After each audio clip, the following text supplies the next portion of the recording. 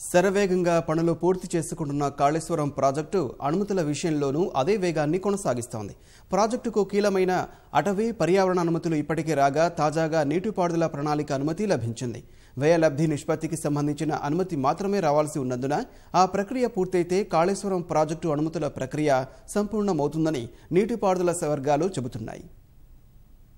వర్షాకాలం పంటకు ఎలాగైనా మేడిగడ్డ నుంచి గోదావరి జలాలను ఎత్తిపోసి మధ్య మానేరు వరకు తరలించాలన్న సంకల్పంతో ఉన్న రాష్ట్ర ప్రభుత్వం అందుకు అనుగుణంగా కాళేశ్వరం ప్రాజెక్టు పనులను వేగవంతం చేస్తోంది. మేడిగడ్డ, అన్నారం, సుందిళ్ల ఆనకట్టలు, పంపోజుల పనులతో పాటు ఎల్లంపల్లి నుంచి మధ్య మానేరు వరకు 6, 7, 8 ప్యాకేజీల పనులను యుద్ధ ప్రాతిపదికన పూర్తి చేస్తోంది. 3 ఆనకట్టల వద్ద రోజుకు సగటున 20,000 క్యూబిక్ మీటర్ల కాంక్రీట్ పనులను చేస్తున్నారు. మేడిగడ్డ వద్ద వచ్చే నెలలో గేట్లు బిగించాలన్న లక్ష్యంతో పనులు కొనసాగిస్తున్నారు. అన్నారం ఆనకట్ట వద్ద ఇప్పటికే 9 గేట్లు బిగించారు. సుందిళ్ల వద్ద పనులు గేట్లు అమర్చే దిశగా సాగుతున్నాయి. అటు 3 పంప్హౌజ్ల వద్ద సివిల్ పనులు దాదాపుగా పూర్తయి పంపులు ఏర్పాటు చేసేందుకు సిద్ధమవుతున్నారు. 3 లేదా 4 పంపులను బిగించి నీరు ఎత్తిపోసే లక్ష్యంతో ముందుకెళ్తున్నారు. ఎల్లంపల్లి శ్రీపాదసాగర్ నుంచి మధ్యమానేరుకు నీటిని తరలించేలా 6, 7, 8 ప్యాకేజీల పనులు చివరి దశకు చేరుకున్నాయి.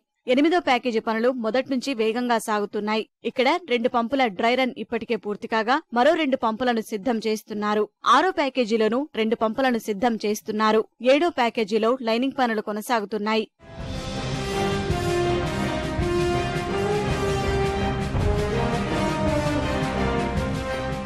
వీటితో పాటు ఇతర పనులను సమాంతరంగా పూర్తి చేయాలని మంత్రి హరీష్ రావు ఇంజనీర్లు, గుత్తేదారులను ఆదేశించారు.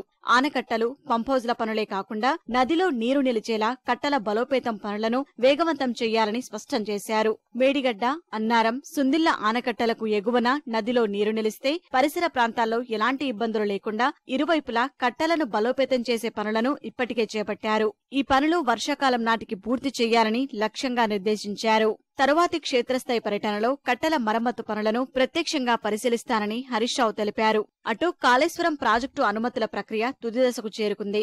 నీటి లభ్యత, అంతర్రాష్ట్ర భూగర్భ జలవనరుల శాఖ అనుమతులు సహా కీలకమైన అటవీ పర్యావరణ అనుమతులు గతంలోనే లభించాయి. ఈ అనుమతులన్నీ రికార్డు సమయంలో మంజూరయ్యాయి. ఇప్పటి వరకు కాళేశ్వరం ప్రాజెక్టుకు వివిధ శాఖల నుంచి 23 అనుమతులు లభించాయి. తాజాగా ప్రాజెక్టు నీటిపారుదల ప్రణాళిక అనుమతిని కేంద్ర జలసంఘం మంజూరు చేసింది. ప్రాజెక్టు వ్యయలబ్ధి నిష్పత్తికి సంబంధించిన అనుమతి మాత్రమే మంజూరు చేయాల్సి ఉంది.